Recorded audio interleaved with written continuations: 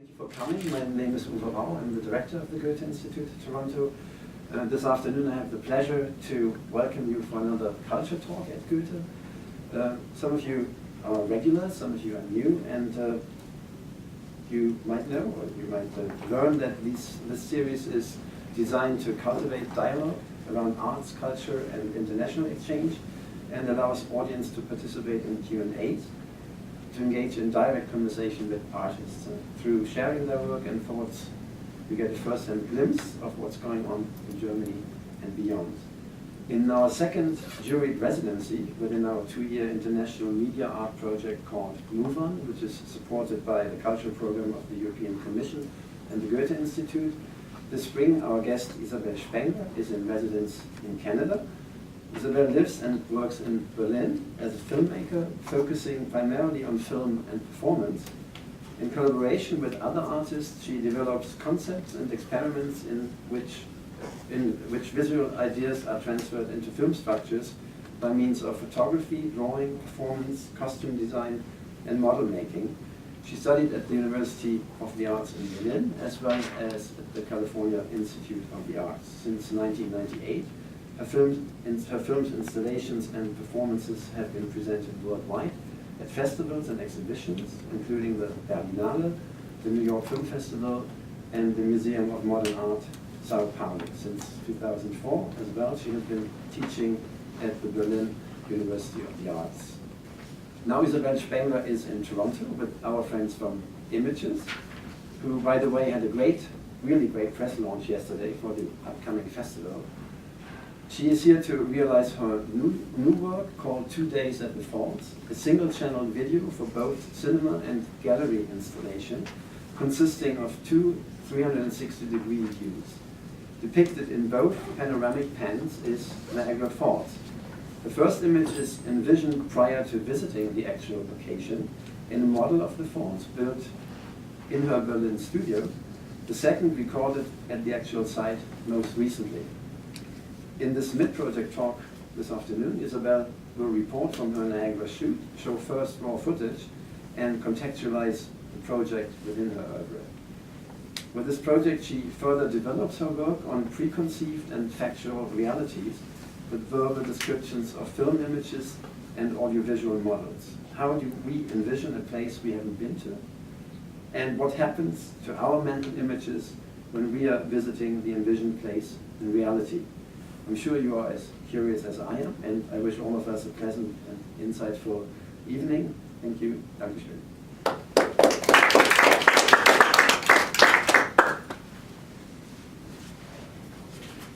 Yeah, thank you for this introduction and welcome. First off, maybe I want to ask you if any of you speak German. None? Some? Okay.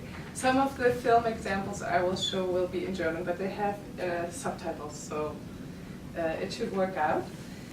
And second off, I want to ask you if you want the loose or the dense version of the talk. Yes. Both. All right, we'll go between loose and not so loose. What you see here, and what's been this sort of inspirational image for my new project, is a graphic from a book by Henri Bergson called Matter in Memory. And with this cone, he tries to explain how we memorize things, how memory works. And I took this model to think about how we imagine things. So I try to explain it very roughly. I'm not a philosopher. This point S is the present time. So this plane would be our sensory motoric perception of the world. So the plane in which we act and perform and absorb reality. And the other planes, especially this last one, A, B, would be the space in our mind where our memories are stored. So it is a more contemplative plane where our behavior is not geared towards acting and movement, but towards contemplating. So, and I will come back to this image. That's all I want to say about it now. I will come back to it in talking about scores for films and video. All right, well, now the new project was already introduced, the Niagara Falls project, and while these other films I have shown were experiments between me and others, this one is one between me and myself at two different moments in time. So it's, I made the model in Berlin, having never visited Niagara Falls, and next to this inspiration through Bergson, the project is also inspired by a scene from Marcel Proust's In Search of Lost Time, where he describes a chapel he wants to visit. I mean, he describes many places throughout the whole book. He describes he wants to go to Venice, but then it never happens because of his health condition. But with this chapel in Baalbek, he actually goes and visits it, and he's so attracted to the chapel because a friend had described it as this Gothic place next to the ocean where the waves come, and and where there's fishermen around, and when he goes there, he's completely disappointed because A, the chapel is not really right by the ocean, but 15 miles inland, yeah, and B, there's this, like, cafes around, and the environment is completely not as doesn't fulfill his genre expectations of it being this, like, isolated Gothic place.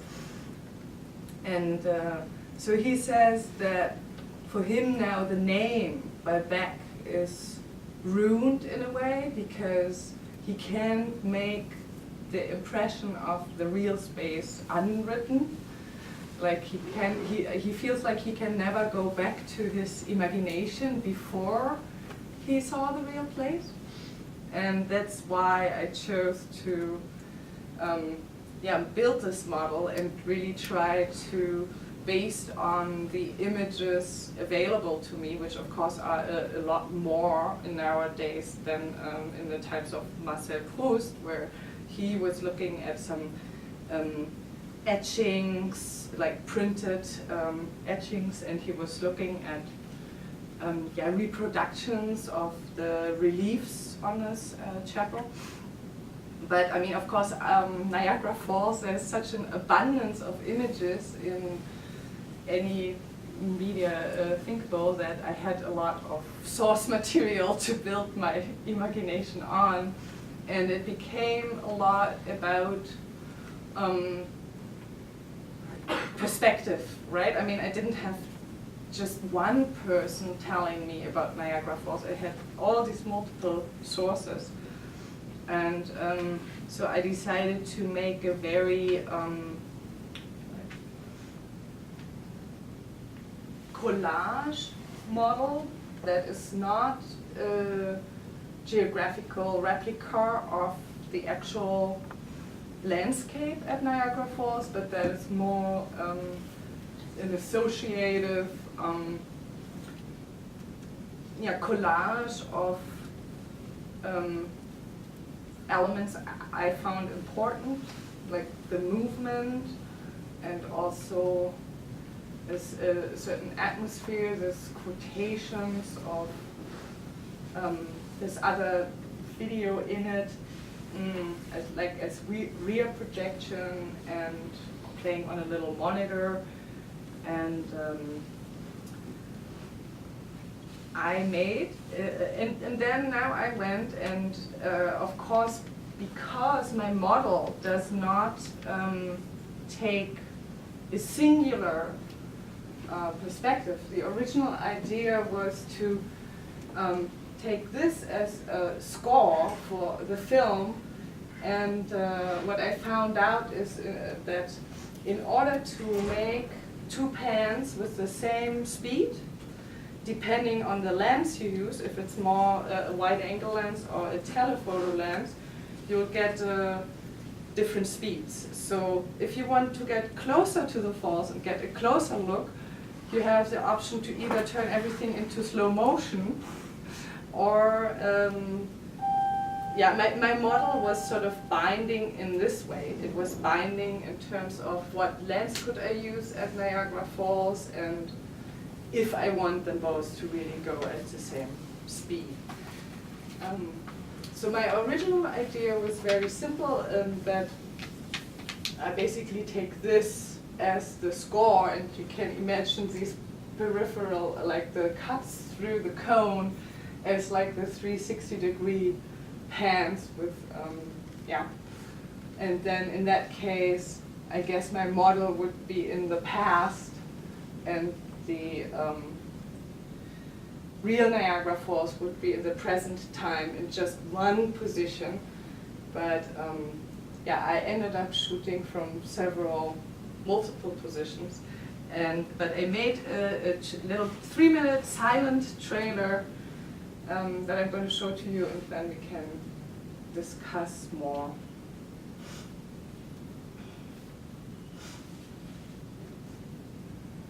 Oh yeah, and also there is going to be language in the film again, but we should talk about that afterwards. Right now this is just silent.